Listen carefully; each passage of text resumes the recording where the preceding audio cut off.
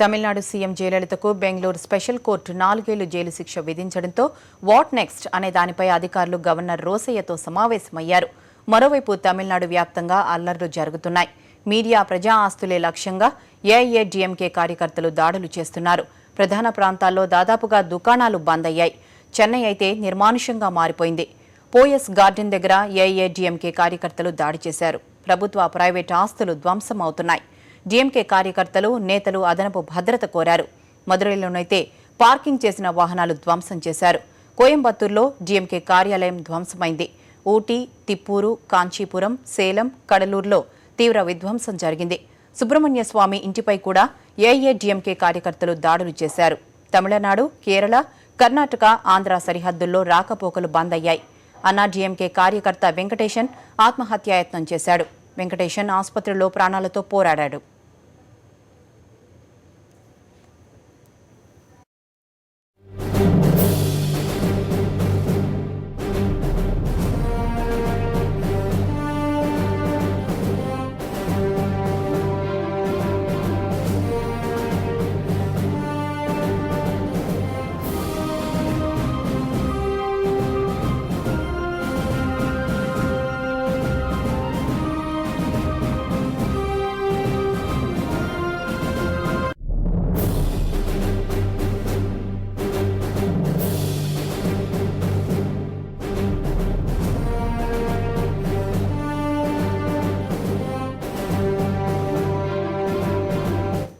మనం చూస్తున్నాం, తమిళనాడు సీఎం జయలలితకు బెంగళూరు స్పెషల్ కోర్టు 4 ఏళ్లు జైలు శిక్ష విధించడంతో వాట్ నెక్స్ట్ అనే దానిపై అధికారులు గవర్నర్ రోసయ్యతో సమావేశమయ్యారు. మరోవైపు తమిళనాడు వ్యాప్తంగా అల్లర్లు జరుగుతున్నాయి. మీడియా ప్రజా ఆస్తులే లక్ష్యంగా ఏఐఏడీఎంకే కార్యకర్తలు దాడులు చేస్తున్నారు. ప్రధాన ప్రాంతాల్లో దాదాపుగా దుకాణాలు బంద్ అయ్యాయి. చెన్నై అయితే నిర్మానుష్యంగా మారిపోయింది. పోయస్ గార్డెన్ దగ్గర ఏఐఏడీఎంకే కార్యకర్తలు దాడి చేశారు. ప్రభుత్వ ప్రైవేట్ ఆస్తులు ధ్వంసమవుతున్నాయి. డీఎంకే కార్యకర్తలు నేతలు అదనపు భద్రత కోరారు. మదురైలోనైతే పార్కింగ్ చేసిన వాహనాలు ధ్వంసం చేశారు. కోయంబత్తూరులో డీఎంకే కార్యాలయం ధ్వంసమైంది. ఊటీ, తిప్పూరు, కాంచీపురం, సేలం, కడలూరులో తీవ్ర విధ్వంసం జరిగింది. సుబ్రహ్మణ్య స్వామి ఇంటిపై కూడా ఏఐఏడీఎంకే కార్యకర్తలు దాడులు చేశారు. తమిళనాడు, కేరళ, కర్ణాటక, ఆంధ్ర సరిహద్దుల్లో రాకపోకలు బంద్ అయ్యాయి. అన్నాడీఎంకే కార్యకర్త వెంకటేశన్ ఆత్మహత్యాయత్నం చేశాడు. వెంకటేశన్ ఆసుపత్రిలో ప్రాణాలతో కొట్టుమిట్టాడుతున్నాడు.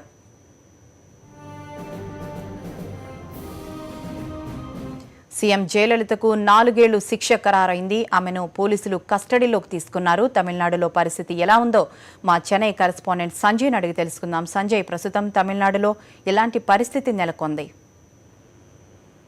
కల్పన జయలలిత దోషిగా తేలటం శిక్ష పడడంతో ఆమెను పరపనాగ్రహార జైలుకు తరలింది. వారికి ప్రత్యేకంగా ఖైదీ నెంబర్లు కూడా కేటాయించడం జరిగింది. ఈ నేపథ్యంలో తమిళనాడులో జయలలితకు సంబంధించిన పార్టీ అన్నాడీఎంకే కార్యకర్తలు చేస్తున్న విధ్వంస సంఘటనలు హింసాత్మకంగా మారుతున్నాయి. తమిళనాడులోని డీఎంకే కార్యకర్తలు, డీఎంకే నేతలతో పాటు ప్రభుత్వ ఆస్తులు, అదేవిధంగా ప్రైవేట్ ఆస్తులపై దాడులు నిర్వహిస్తుండటం, అంతేకాకుండా ధ్వంసం చేస్తుండటం అన్నాడీఎంకే కార్యకర్తలు చేస్తున్న దాడులకు పూర్తి స్థాయిలో ఆస్తి నష్టం జరుగుతుండటం తమిళనాడులో జరుగుతుంది. అయితే ఇప్పటికే రాష్ట్ర వ్యాప్తంగా అన్నాడీఎంకే కార్యకర్తలు సృష్టించిన విధ్వంసం ద్వారా వందలాదిగా బస్సులు ధ్వంసమయ్యాయి. అదేవిధంగా పలు బస్సులు దగ్ధమయ్యాయి. అంతేకాకుండా ప్రజా ఆస్తులు, ప్రభుత్వ ఆస్తులు కూడా తీవ్ర స్థాయిలో నష్టం ఏర్పడినట్లు అభివృద్ధి జరిగింది. దీనిపై గవర్నర్ రోసయ్య కూడా జాగ్రత్తలు పరీక్షించాలంటూ పోలీసులు అధికారులకు ప్రభుత్వ ప్రధాన కార్యదర్శి కూడా ఆదేశించడం జరిగింది. దీనిపై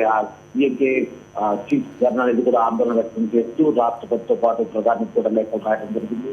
అయినా కూడా శాంతి భద్రతలు మాత్రం పూర్తిగా క్షీణించాయని చెప్పొచ్చు. ఎక్కడ చూసినా అన్నాడీఎంకే కార్యకర్తలు రోడ్డుపై దాడులకు పాల్పడుతూ వాహనాలపై, అదేవిధంగా ప్రభుత్వ ఆస్తులపై దాడులకు పాల్పడుతూ శాంతి భద్రత పూర్తిగా క్షీణించాయని చెప్పొచ్చు. కల్పన. సంజయ్, వాట్ నెక్స్ట్ అనే దానిపై అందరిలో ఆసక్తి నెలకొంది. అన్నాడీఎంకేలో నాయకత్వం ఎవరి చేతుల్లోకి వెళ్లే అవకాశం కనపడుతోంది? కల్పన, దీనిపై ప్రత్యేకంగా రేపు ఉదయం అన్నాడీఎంకే ప్రధాన కార్యాలయంలో రేపు ఉదయం అన్నాడీఎంకే ఎమ్మెల్యేలందరూ కూడా సమావేశం కానున్నారు. అయితే ఇంతకు ముందు జయలలిత సూచించిన ఒక అభ్యర్థిని, తనకు అత్యంత విశ్వాసపాత్రుడు, నమ్మకస్తుడైన ఒక అభ్యర్థిని ముఖ్యమంత్రిగా ఎన్నిక చేసుకునేందుకు ఎమ్మెల్యేలతో సమావేశం రేపు ఏర్పాటు చేస్తున్నారు. అయితే ఈ సమావేశంలో ప్రధానంగా చూస్తే తన ప్రభుత్వ పనితీరులో మంత్రుల పనితీరు ఆధారంగా తన విశ్వాసపాత్రులైన వారిని ఎంపిక చేయాలన్నట్టుగా జయలలిత ఆలోచించడం జరిగింది.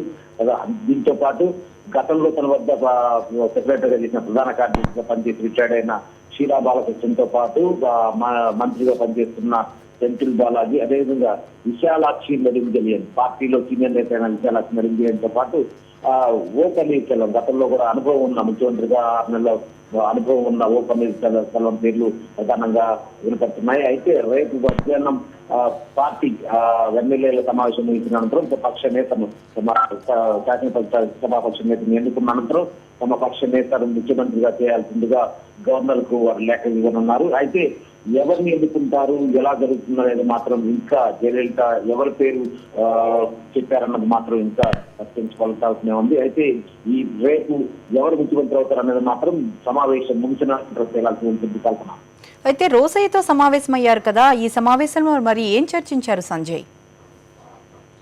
ప్రధానంగా ఈ రోజు మధ్యాహ్నం నుండి జయలలిత దోషిగా నిర్ధారించిన అనంతరం, కోర్టు నిర్ధారించిన అనంతరం రాష్ట్రంలో బగ్గుమన్న కార్యకర్తల ఆగావేశంతో పాటు దాడులకు సంబంధించి రాష్ట్రంలో శాంతి భద్రత క్షీణించడం, అంతేకాకుండా రాష్ట్రం అగ్నిగుగ్నంగా మారడం, హింసాత్మక సంఘటనలు చోటు చేసుకోవడం, డిఎంకే కార్యకర్తలను డిఎంకే కేడర్ను టార్గెట్ చేసుకుంటూ అన్నది దాడులకు పాల్పడటంతో, అంతేకాకుండా ప్రభుత్వ ప్రైవేట్ ఆస్తులు ధ్వంసం చేస్తుండటంపై ప్రధానంగా గవర్నర్ రాష్ట్ర ప్రధాన కార్యదర్శితో పాటు డీజీపీతో చర్చించడం జరిగింది. దీంతో పాటు ప్రధానంగా ఎటువంటి అవాంఛనీయ సంఘటనలు చోటు చేసుకోకుండా అందరికీ భద్రత కల్పించాలి, శాంతియుత వాతావరణం కల్పించాలంటూ వారికి గవర్నర్ సూచించడం జరిగింది. అయితే తదుపరి రేపు ఎమ్మెల్యేల సమావేశం ముగిసిన అనంతరం తదుపరి ముఖ్యమంత్రి ఎవరనేది మాత్రం రేపు పక్ష నేతను ఎన్నుకున్న అనంతరం అన్నాడీఎంకే పక్ష నేత గవర్నర్ కావాల్సి ఉంటుంది. తదనంతరమే ఎవరు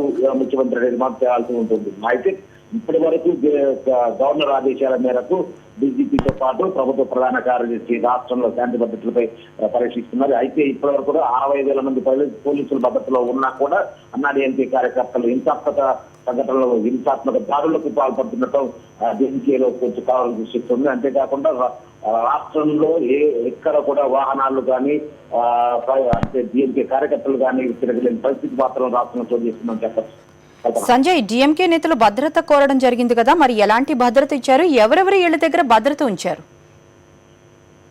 అయితే తీర్పు వెలువడిన క్షణం నుండే అన్నాడీఎంకే కార్యకర్తలు డిఎంకే పార్టీతో పాటు ఆ పార్టీ నేతలు కార్యకర్తలను టార్గెట్ చేయడం జరుగుతుంది. ఎందుకంటే డిఎంకే సీనియర్ నేత అయిన అన్బలగన్ వేసిన పిటిషన్ ద్వారానే అన్బలగన్, అదే కాకుండా డిఎంకే చేసిన ఫిర్యాదు మేరకే జయలలితపై కేసు నమోదు చేసుకోవడం, అది కాకుండా శిక్ష కూడా విధించడం జరిగింది. తద్వారానే డిఎంకే కావాలనే తమ నేతను జైలుకు పండించారు, కావాలని కక్ష సాధింపులు చేశారని అంటూ డిఎంకే కేడర్ పై అన్నాడీఎంకే ఆగ్రహం వ్యక్తం చేస్తుంది. తదనుగుణంగానే డిఎంకే చీఫ్ కరుణానిధి తో పాటు ఆయన కుమారుడు పార్టీలో సీనియర్ నేత అయిన స్టాలిన్, అన్బలగన్, అదేవిధంగా జిల్లాల్లో ఉన్న పార్టీ నేతలు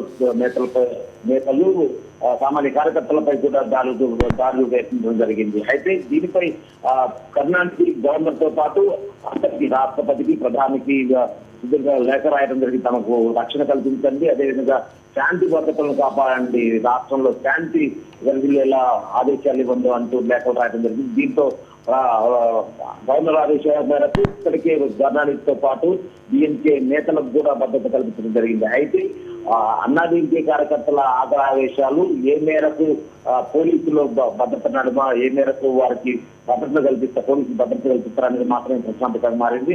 ఇప్పటి వరకు అయితే డిఎంకే చెందిన 2 కార్యకర్తల చేతులు కూడా అన్నాడీఎంకే కార్యకర్తలు నరికిన సంఘటన చాలా హింసాత్మకంగా మారింది. అదేవిధంగా చెన్నైలో బస్సులను దగ్ధం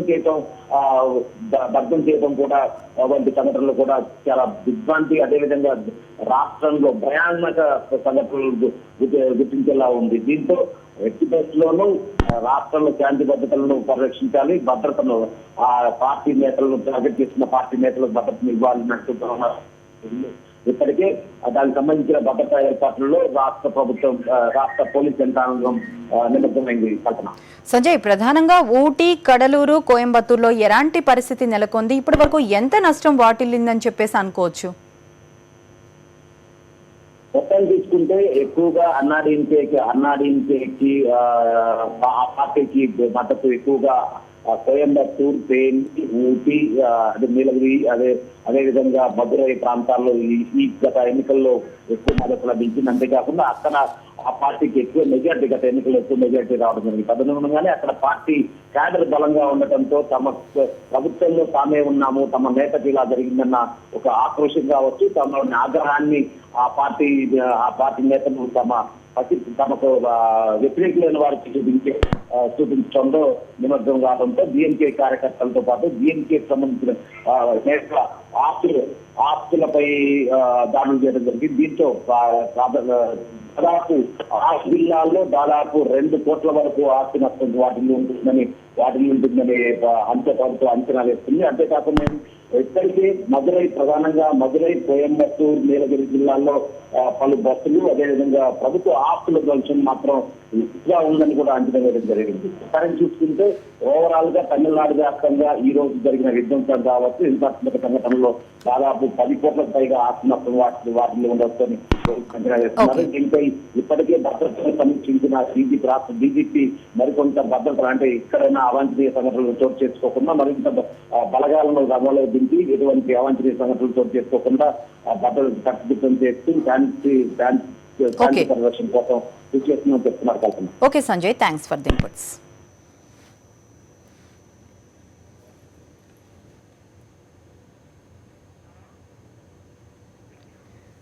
జయలలితకు 4 ఏళ్లు శిక్ష పడ్డంతో అన్నాడీఎంకే కార్యకర్తలు విషాదంలో ఉంటే డీఎంకే కార్యకర్తలు, నేతలు మాత్రం పండుగ చేసుకుంటున్నారు. దీనిపై మా చెన్నై కరెస్పాండెంట్ సంజీవ్ స్టాలిన్ ఇంటి దగ్గర నుంచి అందిస్తున్న ప్రత్యేక మాక్ లైవ్. కొనసాగిన విచారణ అనంతరం జయలలిత శిక్ష పడటం డిఎంకే వర్గాల్లో ఆనందం వ్యక్తం చేసేలా ఉంది. అక్కడ డిఎంకే వర్గాలు సంబరాలు జరుపుకుంటున్న సందర్భం మనం అక్కడ చూస్తున్నాం.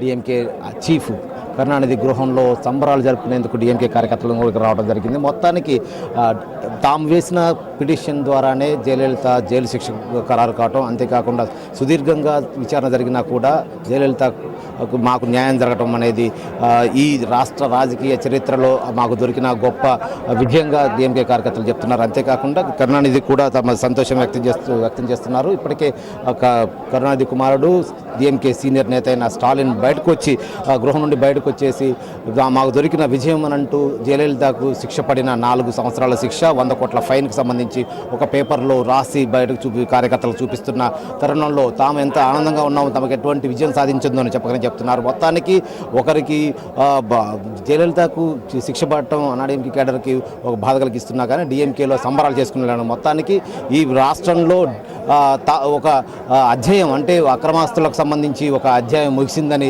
డిఎంకే కార్యకర్తలు సంతోషం వ్యక్తం చేస్తున్నారు. మరోవైపు అన్నాడీఎంకే కార్యకర్తలు ఏమో వీరు చేస్తున్న సంబరాలపై దాడులు చేసేందుకు వాళ్ళు సిద్ధమవుతున్నారు. మరోవైపు ఇప్పటికే దాడులు చేసి వారిని చెదరగొట్టేందుకు ప్రయత్నిస్తున్న సందర్భంలో మేము దేనికైనా సిద్ధంగా ఉన్నాము, తిరిగి రాష్ట్రంలో అధికారంలోకి వచ్చేందుకు మేము చేయాల్సిన పనులను చేస్తామని డిఎంకే కార్యకర్తలు కూడా హెచ్చరిస్తున్నారు. ఈ నేపథ్యంలో ఎలాగైతేనేం తాము వేసిన ఫిర్యాదుకు, తాము చేసిన పిటిషన్కు జయలలిత శిక్ష పడిందని డిఎంకే నేతలతో పాటు కార్యకర్తలు కూడా సంతోషం వ్యక్తం చేస్తూ ఇక్కడ సంబరాలు జరుపుకుంటున్న సందర్భాన్ని మనం చూస్తున్నాము.